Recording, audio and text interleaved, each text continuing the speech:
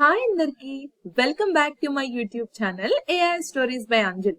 ఈ రోజు మనం ఈ వీడియోలో లాంగ్ చైన్ ఆర్కిటెక్చర్ అలాగే కోర్ కాంపోనెంట్స్ గురించి డిస్కస్ చేద్దాం. సో లాస్ట్ వీక్స్ మనము introduction to LangChain video చూసాం కదా, బేసిక్స్ అన్ని డిస్కస్ చేసాం కదా. సో ఇది కంటిన్యూషన్ అన్నమాట. సో ఇంకెందుకు ఆలస్యం వీడియోలోకి వెళ్ళిపోదాం. అంతకన్నా ముందు ఎవరైనా మన ఛానల్ ని ఫస్ట్ టైం చూసినట్టయితే ప్లీజ్ లైక్ చేసి షేర్ చేసి సబ్స్క్రైబ్ చేసుకోవడం మర్చిపోకండి. అలాగే బెల్ ఐకాన్ కూడా ట్యాప్ చేయండి. అలా ట్యాప్ చేయడం వల్ల లేటెస్ట్ నోటిఫికేషన్స్ అన్ని మీ దగ్గరకు వస్తాయి. అండ్ ఎవరైతే నా ఛానల్ ని చూస్తూ నన్ను ఎంకరేజ్ చేస్తూ సబ్స్క్రైబ్ చేస్తూ నన్ను సపోర్ట్ చేశారో వాళ్ళందరికీ a big thank you.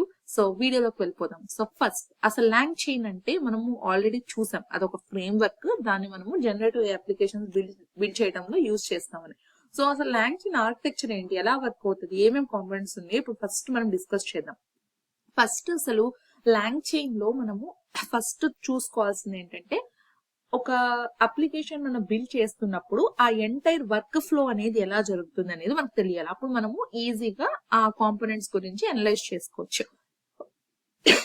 Sorry, normal గా మనము జనరేటివ్ అప్లికేషన్స్ ని బిల్డ్ చేస్తున్నప్పుడు ఫస్ట్ మనకి నాలెడ్జ్ బేస్ అనేది చాలా ఇంపార్టెంట్.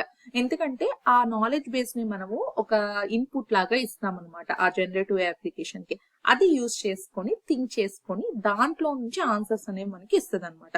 సో అది ఎట్లా జరుగుతుంది అంటే, మనం సెట్ ఆఫ్ ఇన్పుట్స్ అనేది ఇస్తాం. ఇక్కడ పీడిఎఫ్స్ ఉండొచ్చు, డాక్యుమెంట్స్ ఉండొచ్చు, జేసాన్ ఫైల్స్ ఉండొచ్చు, లేకపోతే వెబ్సైట్ నుంచి స్క్రేప్ చేసిన డేటా ఉండొచ్చు, అట్లా మల్టిపుల్ థింగ్స్ ఏదైనా ఉండొచ్చు అనమాట. సో వాటన్నిటిని చంక్స్ ఆఫ్ డాక్యుమెంట్స్ లో మనము పంపిస్తాం. సో ఎక్కడ పంపిస్తాము, వెక్టర్ డిబిలో స్టోర్ అవ్వడానికి. బట్ వెక్టర్ డిబి అంటే ఏంటంటే, అండ్ ఆల్సో ఎల్ఎల్ఎం కానీ ఇవి కానీ ఎట్లా అండర్స్టాండ్ చేస్తుంది అంటే, ఓన్లీ నంబర్స్ ని అండర్స్టాండ్ చేసుకుంటది.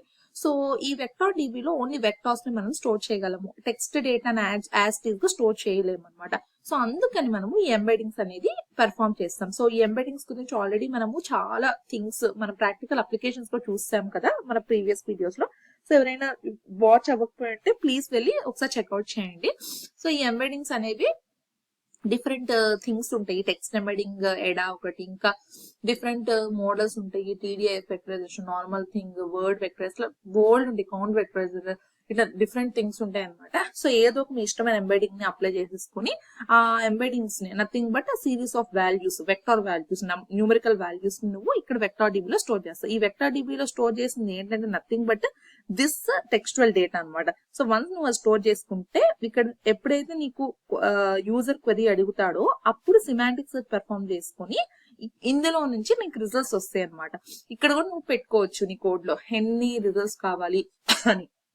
అదొక ఎల్ఎల్ఎం ఆ వచ్చిన రిజల్ట్స్ ర్యాంక్ చేసుకుని ఆన్సర్ అనేది ఇస్తుంది అనమాట. సో ఇలా మనకి ఎంటైర్ అప్లికేషన్ అనేది వర్క్ అవుతుంది. So this is the overall architecture అనమాట. అసలు ఇప్పుడు మెయిన్ కాంపోనెంట్స్ అంటే ఏంటో చూద్దాం ఇందులో. సో బేసిక్ మనకి ఒక 6 కాంపోనెంట్స్ ఉన్నాయి, మెయిన్ కాంపోనెంట్స్. అవి ఏంటంటే LLM interface, prompt templates, agents, retrieval modules, memory and call backs. ఓకేనా. సో ఫస్ట్ ఎల్ఎల్ఎం ఇంటర్ఫేస్ అంటే ఏంటో చూద్దాం. బేసిక్ గా ఇంటర్ఫేస్ అంటే నేమ్ లోనే తెలుస్తుంది కదా, ఇట్స్ నథింగ్ బట్ ఒక యూఐ లాంటిది అనమాట. సో ఈ లాంగ్ చైన్ అనేది మనము ఎల్ఎల్ఎంస్ లో ఇంటరాక్ట్ అవ్వడానికి ఏపీఐ సపోర్ట్ అనేది మనం ప్రొవైడ్ చేస్తుంది. సో దాని ద్వారా మనకి ఏంటంటే, నువ్వు అప్లికేషన్ ని బిల్డ్ చేస్తున్నప్పుడు సింపుల్ ఏపీఐ కాల్స్ ని యూజ్ చేసి నీకు కావాల్సిన ఎల్ఎల్ఎం మోడల్ ని కాల్ చేసుకోవచ్చు అనమాట. అప్పుడు నీకు ఈజీగా నీ అప్లికేషన్ అనేది ఫుల్ ఫ్లెడ్జ్డ్ గా వర్క్ అవుతుంది అనమాట. సో ఏపీఐ కాల్ అనేది సపోర్ట్ చేస్తుంది అనమాట. So that is the main advantage అని చెప్తాము. నెక్స్ట్ వచ్చేటప్పటికి prompt templates. So prompt templates గురించి ఆల్రెడీ మనం ప్రీవియస్ వీడియోస్ లో డిస్కస్ చేసాం. సో ప్రాంప్ట్ టెంప్లేట్స్ అంటే ఏంటంటే, జనరల్ గా నువ్వు ఏదైతే చేయాలి అని ఎల్ఎల్ఎం కి చెప్పాలనుకుంటున్నావు నీ అప్లికేషన్ లో, అవన్నీ కూడా ఒక సెట్ ఆఫ్ రూల్స్ ద్వారా ఒక టెంప్లేట్ లో పెట్టి ఇస్తావు అనమాట. ఆల్రెడీ నేను చాలా టైమ్స్ మాట్లాడుంటాను ఈ మాట. ప్రాంప్ట్ ఇంజనీరింగ్ కూడా చాలా డిమాండ్ లో ఉంది అని చెప్పాను.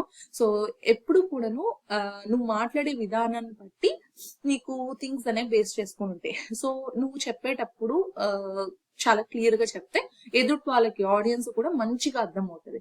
సేమ్ అలానే ఒక ఎల్ఎల్ఎం ఇంకా అది మెషిన్, అది ఒక వర్క్ చేయాలంటే నువ్వు చాలా క్లియర్ గా దానికి చెప్పాలి. ఏదో చెప్పినట్టు కమ్యూనికేషన్ ప్రాపర్ గా లేకపోతే ఎవరు నీ అర్థం చేసుకోలేరు కదా. సో సిమిలర్ గానే నువ్వు ఒక మెషిన్ తో చేయాలి, నీ పని చేయించుకోవాలి, నీ జనరేటివ్ అప్లికేషన్ నువ్వు బిల్డ్ చేయాలనుకున్నప్పుడు ఎల్ఎల్ఎం కి నువ్వు ఏ చేయాలి ఆ అప్లికేషన్ అనేది చాలా క్లియర్ గా ఎక్స్ప్లెయిన్ చేసుకోవాలి మేడం. అసలు ప్రాంప్ట్ అనేది ఏంటంటే సింపుల్ ఇంగ్లీష్ లాంగ్వేజ్, కానీ దానికి కొన్ని సింటాక్సెస్, కొన్ని ఎట్లా చేయాలి అనేది కూడా ఒక సారీ ఒక బ్రాంచ్ ద్వారా ఎవాల్వ్ అవుతుంది అనమాట. సో అందుకు ఈ ప్రాంప్ట్ టెంప్లెట్స్ ని యూజ్ చేసి నువ్వు చెప్తావు అనమాట. సో అలా ఈ ప్రాంప్ట్ టెంప్లెట్స్ మనకి యూజ్ అవుతుంది అనమాట. సో ఇది లాంగ్చైన్ సపోర్ట్ చేస్తుంది. Next agents. సో ఈ ఏజెంట్స్ అనేది ఒక పెద్ద కాన్సెప్ట్, బట్ ఫ్యూచర్ లో మనము డిస్కస్ చేస్తాం మన వీడియోస్ లో. బట్ ఈ వీడియోలో నేను కొంచెం సింపుల్ గా మీకు ఈజీగా అర్థమయ్యే విధంగా చెప్తాను. సో ఏజెంట్స్ అంటే ఏంటంటే జనరల్ గా ఇప్పుడు నువ్వు సీక్వెన్స్ ఆఫ్ థింగ్స్ ని చేస్తూ ఉంటావు నీ యొక్క అప్లికేషన్ లో. సో ఏది తర్వాత ఏది అలా నువ్వు చాలా కాంప్లెక్స్ టాస్క్ ని నువ్వు పెర్ఫామ్ చేస్తూ ఉంటావు. సో అలాంటి టైంలో ఈ ఏజెంట్స్ ఏం చేస్తుందంటే ఒక చైన్స్ ని బంచ్ లా చేస్తాం. Already chains last time discuss చేసాం కదా.